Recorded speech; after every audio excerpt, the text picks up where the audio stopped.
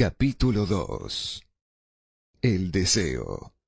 Punto inicial de todo logro. El primer paso hacia la riqueza.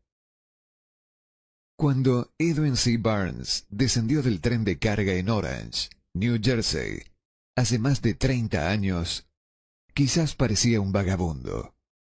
Sin embargo, sus pensamientos eran los de un rey. Mientras se dirigía desde los rieles del ferrocarril a la oficina de Thomas A. Edison, su mente trabajaba sin descanso. Él lograba verse a sí mismo parado frente a Edison. Se escuchaba a sí mismo solicitándole al señor Edison una oportunidad para llevar a cabo la única e intensa obsesión de su vida. Un deseo ardiente de convertirse en socio en los negocios del gran inventor.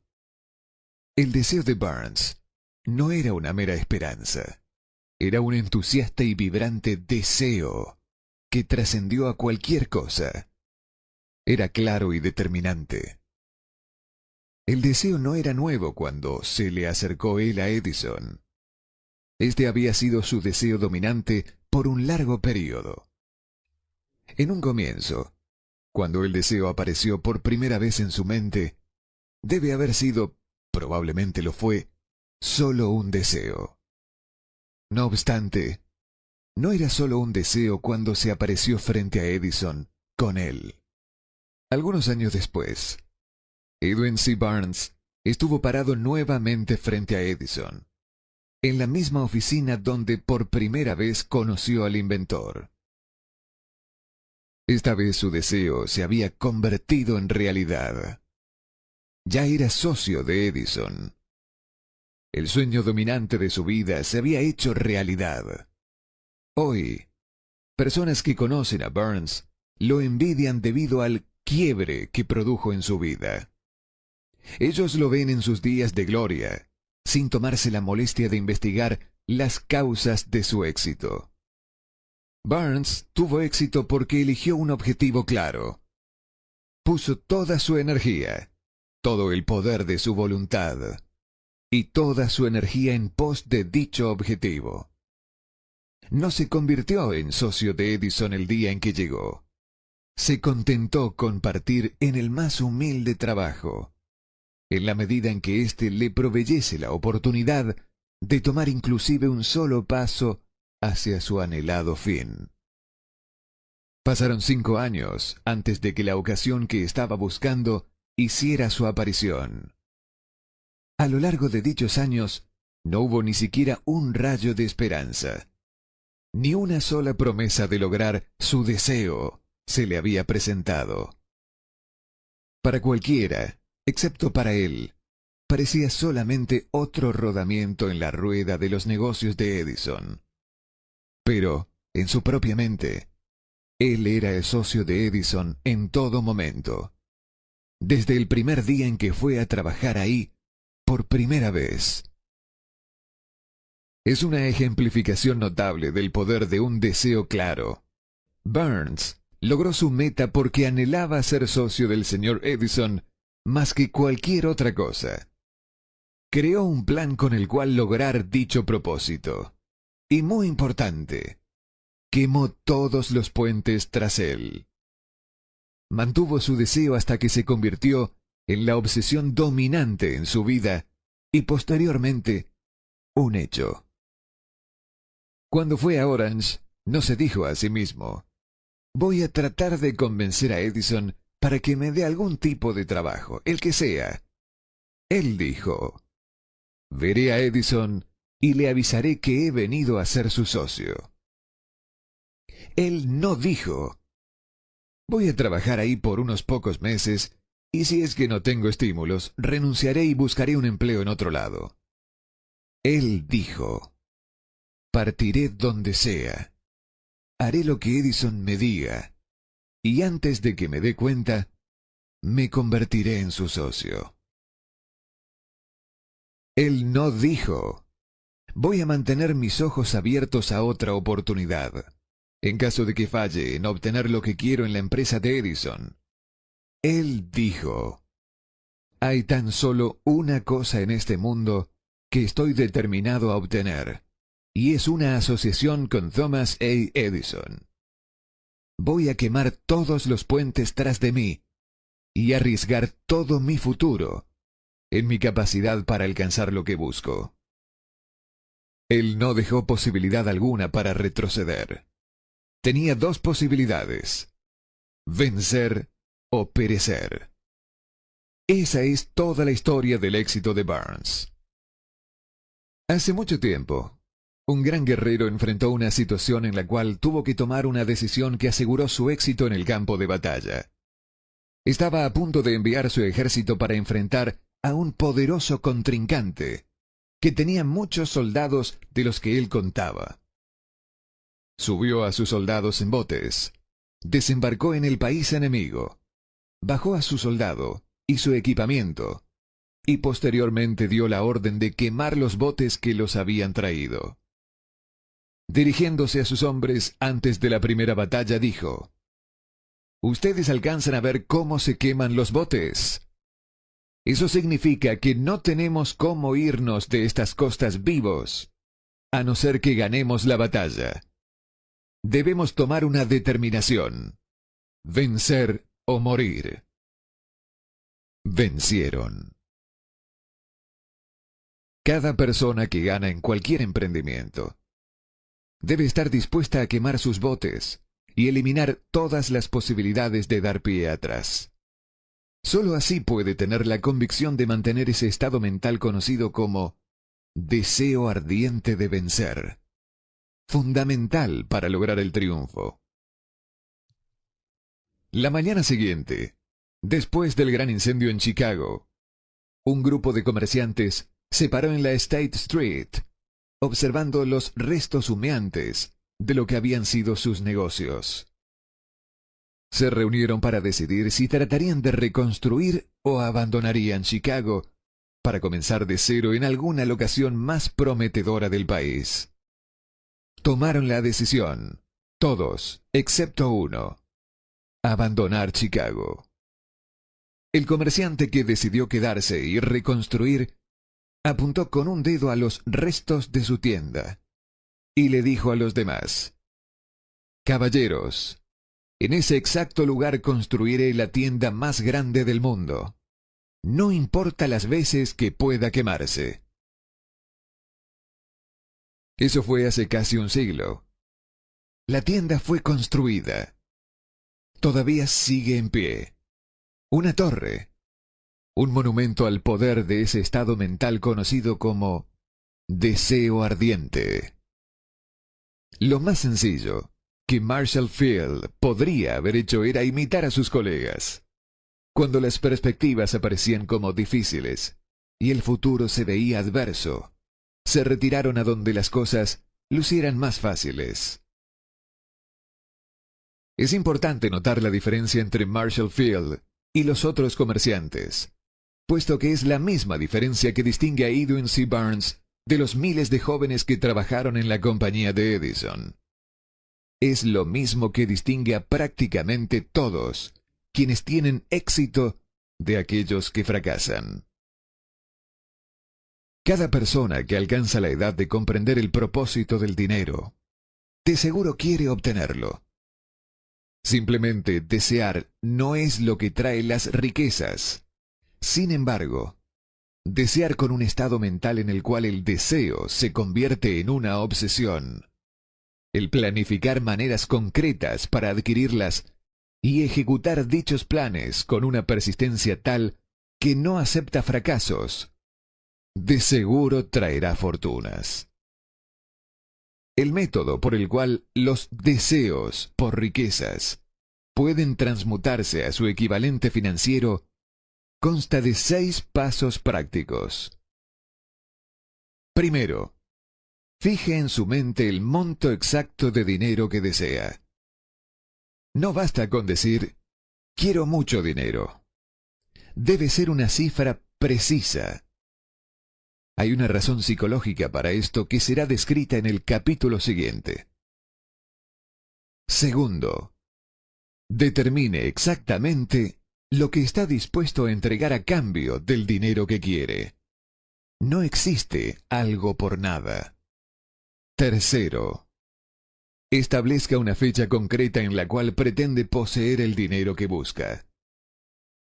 Cuarto, trace un plan concreto para lograr su deseo y comience inmediatamente a ponerlo en acción, sin importar si está o no preparado. Quinto, escriba un enunciado claro sobre la cantidad de dinero que pretende adquirir. Establezca el tiempo límite para dicha adquisición. Establezca lo que está dispuesto a entregar a cambio del dinero y detalle claramente el plan que ejecutará para acumularlo. Sexto, lea su declaración en voz alta, 2 veces al día, una antes de acostarse en la noche y otra antes de levantarse en la mañana. Mientras lea, debe sentir y creer que ese dinero ya está en su poder. Es primordial que siga estos 6 pasos. Deténgase especialmente en seguir las instrucciones del paso 6. Usted podría alegar que se le hace imposible verse en posesión del dinero antes de realmente tenerlo. Aquí es donde un deseo ardiente lo ayudará. Si usted realmente desea el dinero tan fervientemente que su deseo es una obsesión, no tendrá dificultad en convencerse de que lo va a adquirir. El objetivo es desear el dinero y llegar a estar tan determinado a poseerlo que se convenza de que lo tendrá. Solo aquellos que toman conciencia del dinero alguna vez acumulan grandes fortunas. El tomar conciencia del dinero quiere decir que la mente se ha saturado completamente con el deseo por el dinero, de modo que uno puede verse a sí mismo poseyéndolo. Para el no iniciado, que no se ha educado en los fundamentos principales de la mente humana, quizás estas instrucciones parezcan poco prácticas.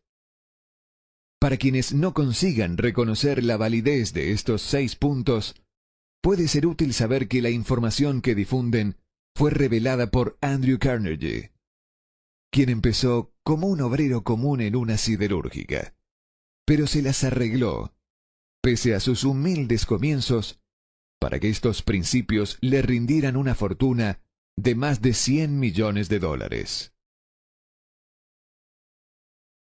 Como ayuda adicional, quizá le sirva saber que los 6 puntos recomendados aquí fueron detenidamente analizados por el fallecido Thomas A. Edison, quien puso su sello de aprobación en ellos, por ser esenciales no solo para la acumulación de dinero, sino para la obtención de cualquier meta. Estos pasos no implican un trabajo duro, tampoco sacrificio. No exigen que uno se vuelva ridículo ni crédulo. Su aplicación no requiere de mucha escolaridad. Sin embargo, el éxito en la aplicación de estos 6 pasos necesita de la imaginación suficiente que permita ver y comprender que la acumulación de dinero no puede ser dejada al azar. Uno no debe tomar conciencia de que todos quienes han acumulado grandes fortunas primero tuvieron una cierta medida de sueños, anhelos, deseos y planificación antes de que pudiesen adquirirla. A estas alturas, usted deberá saber que nunca tendrá riquezas en grandes cantidades a menos que pueda llegar a ser la viva expresión del deseo quemante por el dinero y que realmente crea que lo poseerá. Usted podría saber, además, que todo gran líder, desde el comienzo de la civilización hasta el presente, ha sido un soñador. Por ejemplo, el cristianismo es un gran poder en el mundo actual, puesto que su fundador tuvo un deseo tan fuerte que lo pudo transmutar en su forma física. Si usted no puede ver riquezas en su imaginación, jamás podrá verlas en su balance bancario. Nunca, en toda la historia de América, ha habido una oportunidad tan grande para los soñadores prácticos como ahora. El colapso económico de 6 años ha reducido a todos los hombres, substancialmente, al mismo nivel. Está a punto de nacer una nueva raza. Las apuestas representan enormes fortunas que se acumularán dentro de los próximos 10 años. Las reglas de la raza han cambiado, debido a que ahora vivimos en un mundo cambiante, que definitivamente favorece a las masas. Aquellos que han tenido poca o ninguna oportunidad para ganar bajo las condiciones existentes durante la depresión, cuando el miedo paralizó el progreso y el crecimiento. A nosotros, que nos encontramos en esta carrera por la obtención de riquezas, debería motivarnos el hecho de que este cambiado mundo en el cual vivimos demanda nuevas ideas, nuevas maneras de hacer las cosas, nuevos liderazgos, nuevos inventos, nuevos métodos para enseñar, nuevos métodos de mercadeo, nuevos libros, nueva literatura, nuevos programas de radio, nuevas ideas para películas. Tras toda esta demanda de nuevas y mejores cosas, existe una cualidad que se debe poseer para triunfar y esta es la certeza del propósito. El conocimiento de lo que uno quiere y el deseo ardiente de poseerlo. La depresión financiera marcó la muerte de una era y el nacimiento de otra. Este mundo cambiante necesita soñadores prácticos que pongan sus sueños en acción. Los soñadores prácticos siempre han sido y siempre serán los modeladores de la civilización. Los que deseamos acumular riqueza debemos recordar que los verdaderos líderes del mundo han sido siempre hombres que han sabido dominar, para su uso práctico, las fuerzas invisibles e intangibles de la oportunidad que está por surgir, y han convertido esas fuerzas o impulsos de pensamiento en rascacielos, fábricas, aviones, automóviles y toda forma de recursos que hacen la vida más llevadera. La tolerancia y una mente abierta son necesidades prácticas de un soñador en estos días. Aquellos que tienen miedo de las nuevas ideas están condenados antes de empezar. Nunca ha existido un momento más propicio para los emprendedores que el presente. La verdad, no hay un salvaje oeste que debe ser conquistado, como en los días de la carreta cubierta. Sin embargo, hay un mundo de negocios, financiero e industrial para ser remodelado y redirigido para nuevos y mejores caminos. Al planear la obtención de su porción de riqueza, no se deje influenciar por quienes menosprecian sus sueños. Para lograr grandes ganancias en este mundo cambiante, uno debe captar el espíritu de los grandes pioneros de antaño, cuyos sueños le han dado a la civilización todo lo que tiene de provechoso. El espíritu que infunde energía en nuestro propio país, en las oportunidades de usted y en las mías, para alimentar y vender nuestro talento. No olvidemos que Colón soñó con un mundo desconocido, apostó su vida en la existencia de ese mundo y lo descubrió. Copérnico, el gran astrónomo, soñó con una multiplicidad de mundos y los reveló. Nadie lo denunció como poco práctico después que había triunfado. En lugar de esto, el mundo lo veneró, probando así que una vez más, el éxito no requiere de disculpas, permisos por fracaso, ni coartadas. Si lo que usted quiere hacer está bien, y usted cree en ello, adelante, hágalo. Lleve a cabo sus sueños y no haga caso de lo que los demás puedan decir si usted se topa en algún momento con tropiezos. Tal vez los demás no sepan que cada fracaso lleva consigo la semilla de un éxito equivalente. Henry Ford, pobre e ignorante, soñó con una carroza sin caballos. Se fue a trabajar con las herramientas que tenía, sin esperar una oportunidad que lo favoreciera, y ahora la evidencia de su sueño está en todo el planeta. Él puso más ruedas en funcionamiento que cualquier otro hombre, porque no tenía miedo de respaldar sus sueños. Thomas Edison soñaba con una lámpara que pudiese ser operada con electricidad. Empezó donde estaba parado y puso su sueño en acción. A pesar de más de 10.000 fallas, perseveró en su sueño hasta que lo convirtió en una realidad física. Los soñadores prácticos no claudican. Whelan soñaba con una cadena de tiendas de cigarros. Transformó su sueño en acción, y ahora las United Cigar Stores ocupan algunas de las mejores locaciones de las ciudades estadounidenses.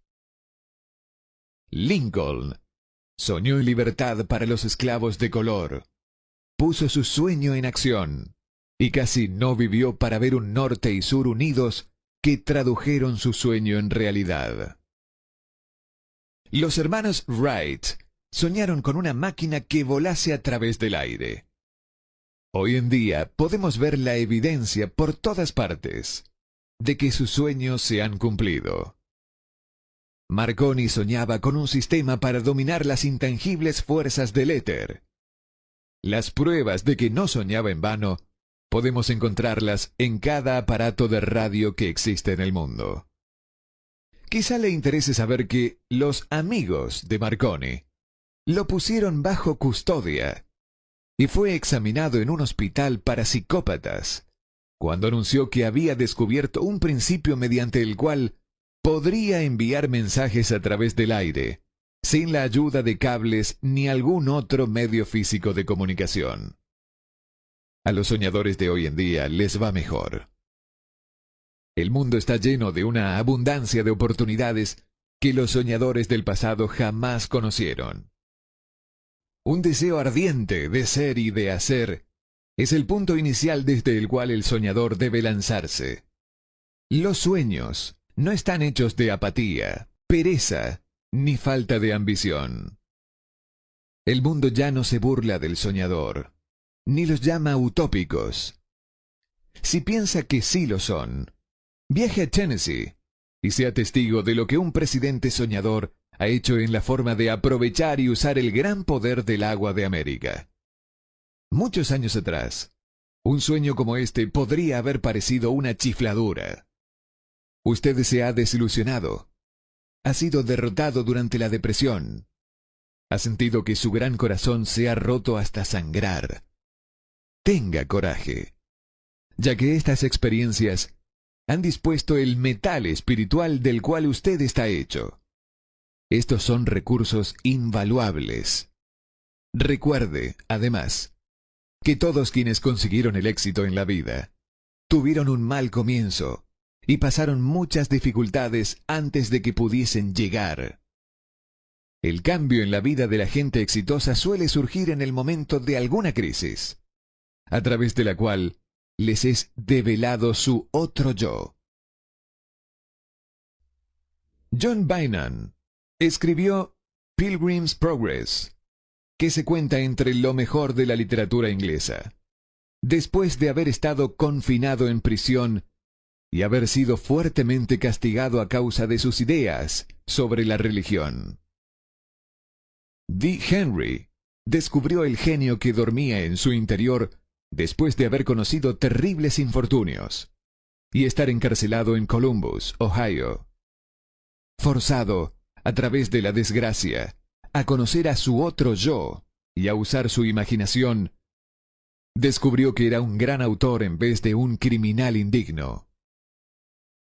Los caminos de vida son extraños y variados, y extrañas también son las formas de infinita inteligencia, a través de las cuales Los hombres son algunas veces forzados a pasar por todo tipo de puniciones antes de descubrir sus propios cerebros y su propia capacidad para crear ideas útiles a través de la imaginación.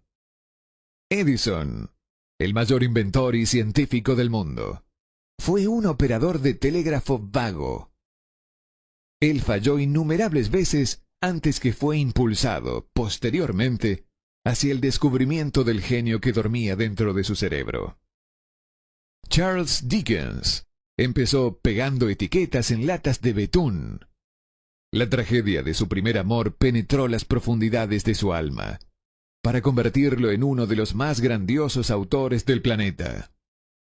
Esa tragedia produjo, primero, David Copperfield, y luego, una sucesión de obras que entregan un mundo mejor y más rico a todo el que lee sus libros. La desilusión por amor generalmente tiene el efecto de llevar al hombre a tomar y a la mujer a la ruina. Esto debido a que la mayoría de las personas nunca asimilaron el arte de transformar sus más fuertes emociones en sueños de naturaleza constructiva. Helen Keller se quedó sorda, muda y ciega después de nacer. Pese a su terrible adversidad, ha escrito su nombre con letras indelebles en las páginas de la historia de los grandes. La totalidad de su vida es una evidencia de que nadie está vencido hasta que la derrota es aceptada como una realidad. Robert Burns era un campesino analfabeto. Sufrió la maldición de la pobreza y creció para ser un borracho. El mundo fue mejor gracias a su vida, porque vistió de prendas hermosas sus pensamientos poéticos y, por tanto, arrancó un espino para plantar un rosal en su lugar. Booker T. Washington nació en la esclavitud, discapacitado por raza y color. Debido a que él era tolerante, tenía una mente abierta en todo momento y era un soñador. Dejó su impresión de humanidad en toda una raza. Beethoven era sordo y Milton ciego, pero sus nombres perdurarán en el tiempo, porque soñaron y tradujeron sus sueños en ideas constituidas. Antes de pasar al siguiente capítulo, encienda nuevamente en su mente el fuego de la esperanza, fe, coraje y tolerancia. Si tiene estos estados de mente y un conocimiento de trabajo de los principios explicados, todo lo otro que usted necesita vendrá a usted, cuando usted esté listo para ello. Deje a Emerson afirmar el pensamiento en estas palabras. Cada proverbio, cada libro, refrán que te pertenece para la ayuda y confort, seguramente vendrá a casa a través de pasajes abiertos. Cada amigo que no tiene un deseo fantástico, sino que una gran y tierna alma en su súplica, se deberá encerrar en su aceptación. Existe una diferencia entre desear algo y estar listo para recibirlo. Nadie está listo para algo hasta que cree fehacientemente que lo puede conquistar. El estado mental debe ser de creencia absoluta, no simplemente esperanza o anhelo. Tener apertura de mente es esencial para tener creencia total. Las mentes cerradas no inspiran fe, ni coraje, ni creencia absoluta. Recuerde, no se requiere más esfuerzo para apuntar alto en la vida, para reclamar abundancia y prosperidad, del que hace falta para aceptar la miseria y la escasez. Un gran poeta ha expresado acertadamente esta verdad universal en unas pocas líneas. Negocié 1 centavo a la vida, y la vida no me dio más. Por mucho que le imploré a la noche, cuando contaba mis escasos bienes. Porque la vida es un amo justo, que te da lo que le pides. Pero cuando has fijado el precio, debes aguantar la faena.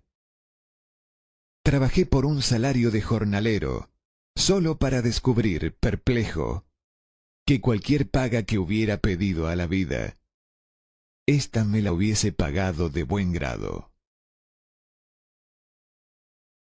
Como clímax adecuado de este capítulo, quiero introducir a una de las personas más excepcionales que he conocido.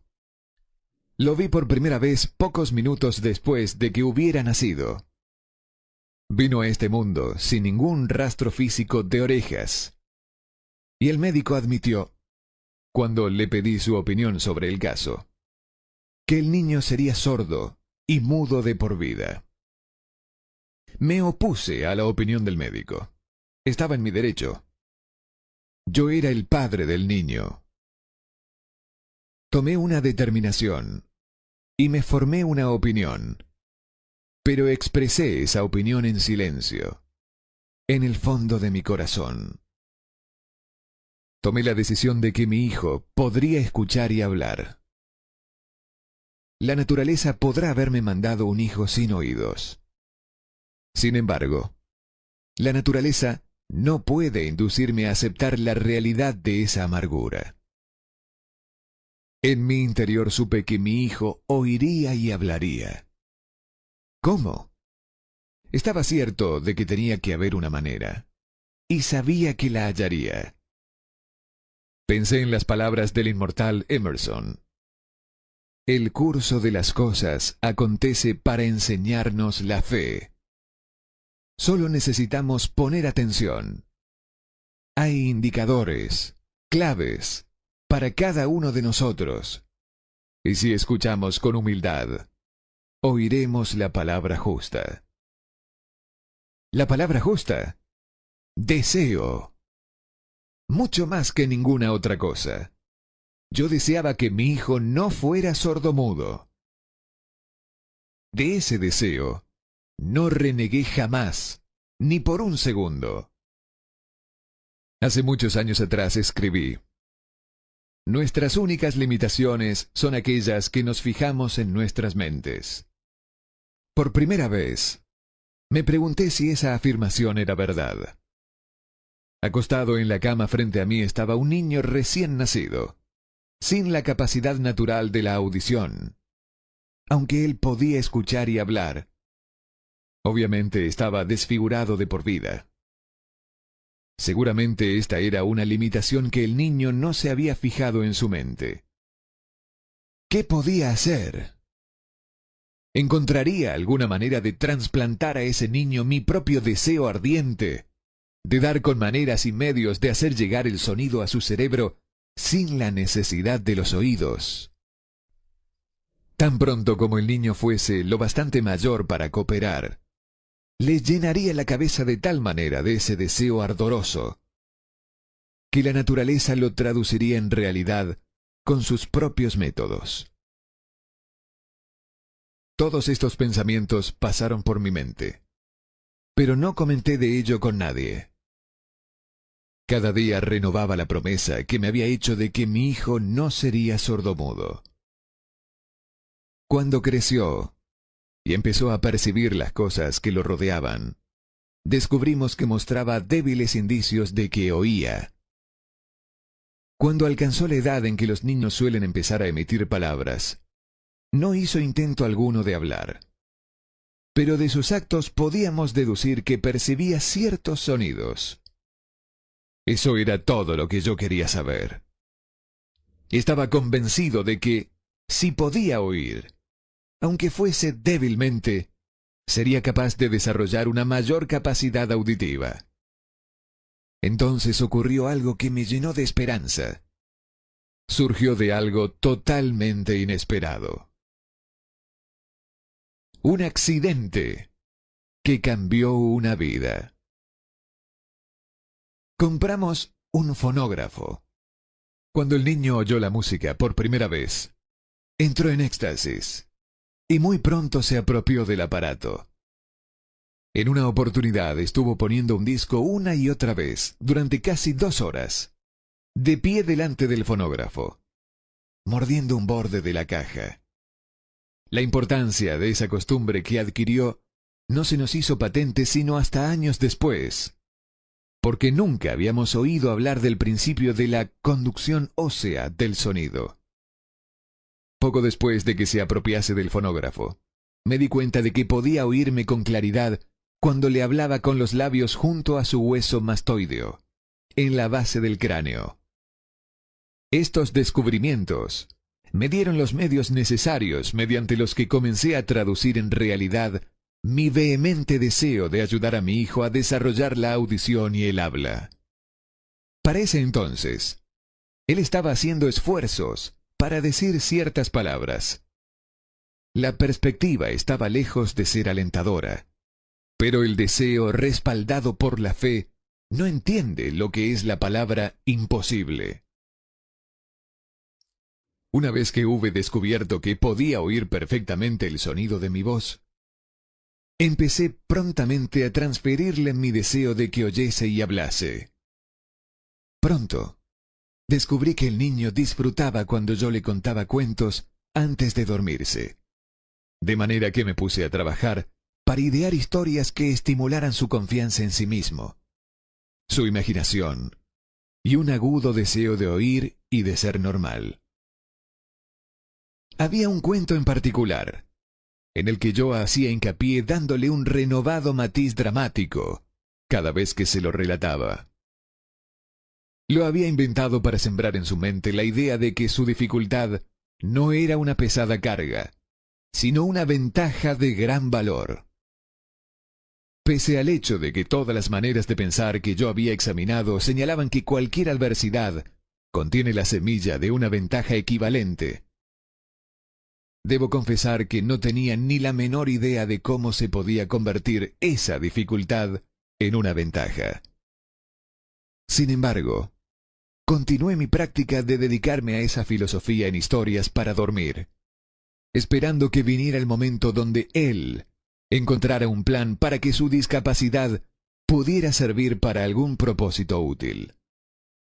La razón me decía claramente que no había compensación alguna por la falta de oídos y equipo de audición natural.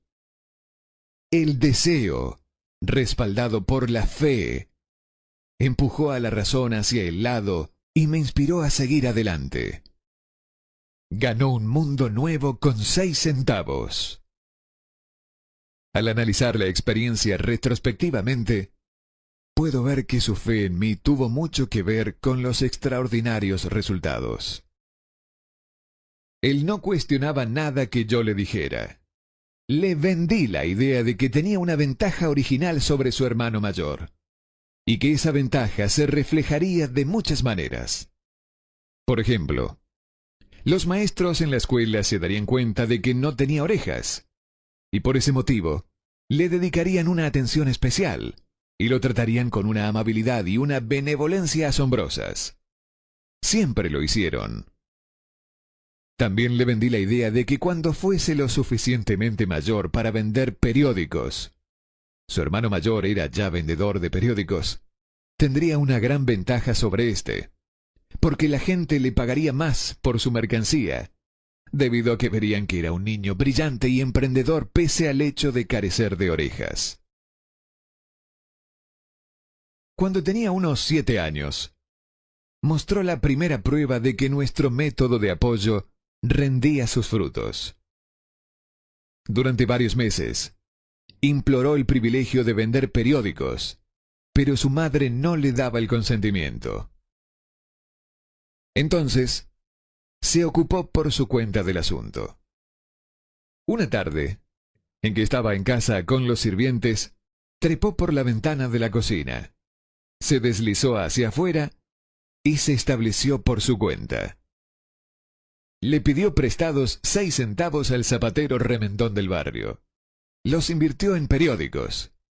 Los vendió. Reinvirtió el capital y repitió la operación hasta el anochecer. Después de hacer el balance de sus negocios y de devolverle a su banquero los 6 centavos que le había fiado, se encontró un beneficio de 42 centavos. Cuando volvimos a casa aquella noche, lo encontramos durmiendo en su cama, apretando el dinero en un puño. Su madre le abrió la mano, cogió las monedas y se puso a llorar. Me sorprendió. Llorar por la primera victoria de su hijo me pareció fuera de lugar. Mi reacción fue la inversa. Reí de buena gana, porque supe que mi empresa de inculcar en la mente de mi hijo una actitud de fe en sí mismo había rendido frutos. Su madre veía a un niño sordo que, en su primera aventura comercial, se había escapado a la calle y había puesto en peligro su vida para ganar dinero. Yo veía un hombrecito de negocios valiente, ambicioso y lleno de confianza en sí mismo, cuyo valor intrínseco se había incrementado en un 100% al haber ido a negociar por su cuenta y haber ganado. La transacción me complació, porque había dado pruebas de una riqueza de recursos que lo acompañaría toda su vida. Más tarde, los eventos probaron que esto era cierto. Cuando su hermano mayor quería algo, él se acostaría en el piso, golpearía sus piernas en el aire, lloraría y, finalmente, lo obtendría. Cuando el pequeño niño sordo quería algo, planificaría una manera de ganarse el dinero, luego comprárselo para sí mismo. Hasta el día de hoy, todavía sigue este plan. En realidad, mi propio hijo me ha enseñado que las incapacidades pueden ser convertidas en escalones, en los que uno puede trepar para alcanzar una meta valiosa, a menos que sean aceptados como obstáculos y usados como coartadas. El niño sordo que oyó. El pequeño sordo asistió a la escuela, al instituto y a la universidad, sin que fuese capaz de oír a sus maestros, excepto cuando le gritaban fuerte a corta distancia. No lo llevaron a una escuela para sordos. No le permitimos que aprendiese el lenguaje de los sordomudos. Habíamos decidido que viviese una vida normal, y mantuvimos esa disposición, aunque nos costó muchas discusiones acaloradas con funcionarios escolares. Cuando estaba en el instituto, probó un aparato eléctrico para mejorar la audición. Pero no le dio resultado debido a que nosotros creemos que es por una condición expuesta cuando el niño tenía 6 años de edad, por el doctor J. Gordon Wilson de Chicago, cuando él operó un lado de la cabeza del niño y vio que no había señales del equipo de audición natural. Durante su última semana en la universidad, sucedió algo que marcó el hito más importante de su vida. En lo que pareció una mera casualidad, entró en posesión de otro aparato eléctrico para oír mejor, que le remitieron para probar. Estuvo indeciso en probar el aparato, debido a su decepción con otro similar. Finalmente lo tomó, se lo puso en la cabeza, le conectó las baterías y... ¡sorpresa! Como por arte de magia, su deseo de toda la vida de oír normalmente se convirtió en realidad. Por primera vez oía tan bien como cualquier persona con audición normal. Alborozado con el mundo diferente que acababa de percibir a través de ese aparato auditivo, se precipitó al teléfono, llamó a su madre y oyó su voz a la perfección. Al día siguiente, oía con claridad las voces de sus profesores en clase. Por primera vez en su vida, también, mi hijo podía charlar con la gente, sin necesidad de que le hablaran con voz de trueno. Realmente, había entrado en posesión de un mundo distinto. El deseo había comenzado a pagar dividendos, pero la victoria todavía no era cabal. El muchacho tenía que encontrar todavía una manera definida y práctica de convertir su desventaja en una ventaja equivalente. Ideas que obran milagros. Sin apenas darse cuenta de la importancia de lo que acababa de obtener, pero extasiado con la satisfacción del descubrimiento de ese mundo de sonidos, escribió una entusiasta carta al fabricante del audífono, relatándole su experiencia. Algo en ella hizo que la compañía lo invitase a Nueva York. Cuando llegó, lo llevaron a conocer la fábrica, y mientras hablaba con el ingeniero jefe, contándole de su mundo recién descubierto, una corazonada, una idea o una inspiración, llámesela como se quiera, destelló en su cerebro. Era ese impulso del pensamiento que convertía su dificultad en una ventaja, destinada a pagar dividendos en dinero y en dicha por millares durante todo el tiempo venidero. El resumen y el núcleo de ese impulso de pensamiento era así. Se le ocurrió que él podría ser de gran ayuda para los millones de sordos que viven sin el beneficio de audífonos, si pudiera encontrar una manera de narrarles la historia de su descubrimiento del mundo. Durante un mes entero llevó a cabo una intensa investigación, durante la cual analizó todo el sistema de ventas del fabricante de audífonos e ideó formas y medios de comunicarse con los duros de oído de todo el mundo, resuelto a compartir con ellos su nuevo mundo recién descubierto. Una vez lo tuvo hecho, puso por escrito un plan bienal, basado en sus investigaciones. Cuando lo presentó a la compañía, al momento le dieron un puesto de trabajo para que llevara a cabo su ambición. Poco había soñado, cuando empezó a trabajar, que estaba destinado a llevar esperanza y aliento a millares de sordos que, sin su ayuda, se hubieran visto condenados para siempre a la sordera. Un poco después se asoció con el fabricante de su equipo de audición, quien me invitó a asistir a una clase conducida por su empresa, que tenía el propósito de enseñarle a sordomudos a escuchar y hablar. Yo nunca había escuchado de ese tipo de educación, por lo tanto, visité la clase escéptico, pero esperanzado de que mi tiempo no fuera totalmente desperdiciado. Aquí presencié una demostración que me dio una mayor visión de lo que yo había despertado y mantenido vivo en la mente de mi hijo. El deseo para escuchar normalmente. Yo vi sordomudos que estaban siendo enseñados a escuchar y hablar, al aplicar el mismo autoprincipio que yo había utilizado hace más de 20 años atrás para salvar a mi hijo del mutismo por sordera. De este modo, a través de un raro giro en la rueda de la fortuna, mi hijo Blair y yo hemos estado destinados a ayudar a corregir el mutismo por sordera para aquellos que aún no han nacido, porque somos los únicos seres humanos que yo conozco que hemos establecido definitivamente el hecho de que el mutismo por sordera se puede corregir hasta el grado de restaurar la vida normal de aquellos que sufren de esta aflicción. Esto se ha hecho para uno, entonces podría ser hecho también para otros. No me cabe duda de que Blair hubiera sido sordomudo toda su vida si su madre y yo no nos las hubiésemos rebuscado para formar su mente como lo hicimos. El doctor que lo atendió al nacer nos dijo, confidencialmente, que podía ser que el niño nunca escuchará ni hablará.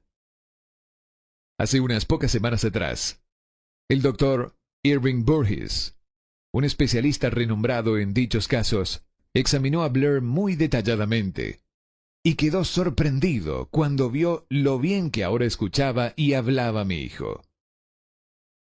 Dijo que su examen indicaba que, teóricamente, el niño no debería haber escuchado del todo, pero el chico sí escuchaba, a pesar del hecho que los rayos X mostraban que no había abertura en el cráneo, por las cuales sus oídos podían pasar al cerebro. Cuando sembré en su interior el anhelo de oír, de hablar y de vivir como una persona normal, alguna extraña influencia hubo en ese impulso que hizo que la naturaleza tendiese una especie de puente para salvar el golfo del silencio que separaba su cerebro del mundo exterior, por algunos medios que los más agudos especialistas médicos no habían sido capaces de descifrar. Sería un sacrilegio para mí hacer conjeturas de cómo la naturaleza había llevado a cabo este milagro. Sería imperdonable si yo me negara a decirle al mundo todo lo que sé de la humilde parte que asumo en esta extraña experiencia. Es mi deber y un privilegio decir que creo, y no sin razón alguna, que nada es imposible para la persona que respalda el deseo con una fe perdurable. En verdad, el deseo ardiente tiene maneras tortuosas de transmutarse en su equivalente físico. Blair deseaba una audición normal. Ahora la tiene. Nació con una minusvalía que fácilmente hubiera desviado a alguien, con un deseo menos definido a la calle, con un puñado de lápices en una mano y una lata vacía en la otra. Esta incapacidad ahora promete servir como medio a través del cual él concederá un servicio útil a muchos millones que sufren complicaciones para escuchar, y también para darles un empleo útil con una compensación financiera adecuada para el resto de su vida. La pequeña mentira piadosa que sembré en su mente cuando él era un niño, llevándolo a creer que su defecto se convertiría en una gran ventaja que podría capitalizar, se justificó sola. Ciertamente, no hay nada, correcto o equivocado, que la confianza, sumada a un deseo ardiente, no pueda hacer realidad. Estas cualidades están al alcance de todos. En toda mi experiencia de tratar con hombres y mujeres con problemas personales, nunca manejé un caso que demostrará más definitivamente el poder del deseo. Los autores algunas veces cometen el error de escribir sobre temas que conocen muy poco o solo superficialmente. Ha sido mi buena fortuna el haber tenido el honor de probar la solidez del poder del deseo, a través de la aflicción de mi propio hijo. Tal vez fue providencial que la experiencia viniera como lo hizo. Ciertamente nadie está mejor preparado que él de servir como un ejemplo de lo que pasa cuando el deseo es puesto a prueba. Si es que la madre naturaleza se doblega al poder del deseo, es lógico que el hombre puede derrotar a un candente deseo. El poder de la mente humana es extraño e imponderable. No entendemos el método por el cual usa cada circunstancia, cada persona, cada cosa física dentro de su alcance, como un medio de transformar el deseo en su contrapartida material. Tal vez la ciencia descubrirá este misterio.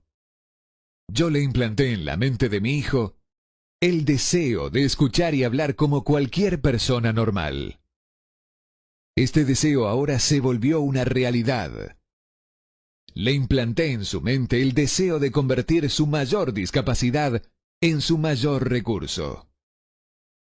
Ese deseo ha sido realizado. La forma de operar a través de la cual fue alcanzado este sorprendente resultado no es muy difícil de describir.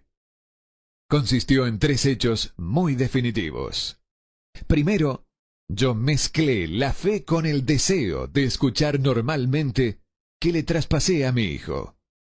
Segundo, le comuniqué mi deseo a él en toda forma concebible que estaba disponible a través de esfuerzos persistentes y continuos durante varios años. Tercero, él creyó en mí. La química mental hace magia. Un breve párrafo en un despacho de noticias en relación con Madame Schumann-Heink da la clave del estupendo éxito de esta mujer como cantante. Cito el párrafo porque la clave que contiene no es otra que el deseo. Al comienzo de su carrera, Madame Schumann-Heink visitó al director de la ópera de Viena para que le realizara una prueba de voz. Pero él no la aprobó. Después de echar un vistazo a la desgarbada y pobremente vestida muchacha, dijo nada cordial. Con esa cara y sin ninguna personalidad, ¿cómo espera tener éxito en la ópera? Señorita, olvide esa idea. Compre una máquina de coser y póngase a trabajar. Usted nunca podrá ser cantante. Nunca es demasiado tiempo. El director de la Ópera de Viena sabía mucho sobre la técnica del canto. Sabía muy poco del poder del deseo. Cuando éste asume las proporciones de una obsesión. Si hubiera conocido mejor ese poder, no hubiese cometido el equívoco de condenar el genio sin darle una oportunidad. Hace varios años, uno de mis socios se enfermó. Se puso cada vez peor a medida que el tiempo transcurría y, finalmente, lo llevaron al hospital para operarlo. El médico me advirtió que había muy pocas probabilidades de que yo volviera a verlo con vida. Pero esa era la opinión del médico, y no la del paciente. Poco antes de que se lo llevaran al quirófano, me susurró con voz débil: «No se preocupe, jefe. En pocos días habré salido de aquí». Una enfermera me miró cabizbaja. Pero el paciente se recuperó satisfactoriamente. Cuando todo hubo terminado, su médico me dijo: «No lo salvó otra cosa que su deseo de vivir. Nunca hubiera salido de este trance si no se hubiese negado a aceptar la posibilidad de la muerte». Creo en el poder del deseo respaldado por la fe, porque he visto cómo ese poder elevaba a hombres desde comienzos humildes a posiciones de poder y riqueza. Lo he visto cómo saqueaba la tumba de sus víctimas, cómo servía de medio para que los hombres llevaran a cabo su rehabilitación después de haber fracasado en un centenar de formas distintas. Lo he visto darle a mi propio hijo una vida normal, feliz y llena de éxito, a pesar de que la naturaleza lo mandase a este mundo sin orejas. ¿Cómo se puede dominar y usar el poder del deseo? Eso queda explicado en este capítulo y los subsiguientes de este libro. Este mensaje está saliendo al mundo al final del más largo y tal vez más devastador período de depresión que América haya nunca conocido. Es razonable suponer que el mensaje llamará la atención de muchos que han sido heridos por la depresión, aquellos que han perdido sus capitales, otros que han perdido sus cargos, y muchos que deben reorganizar sus planes y preparar un retorno. A todos ellos, quiero llevarles el pensamiento que todo logro, sin importar su naturaleza o propósito, debe comenzar con un intenso deseo vehemente por algo definitivo. Mediante algún extraño y poderoso principio de química mental que nunca ha divulgado, la naturaleza envuelve en el impulso del deseo ardiente ese algo que no reconoce la palabra imposible ni acepta el fracaso como factible. No hay limitaciones para la mente, excepto las que aceptamos. La pobreza y la riqueza son vástagos del pensamiento.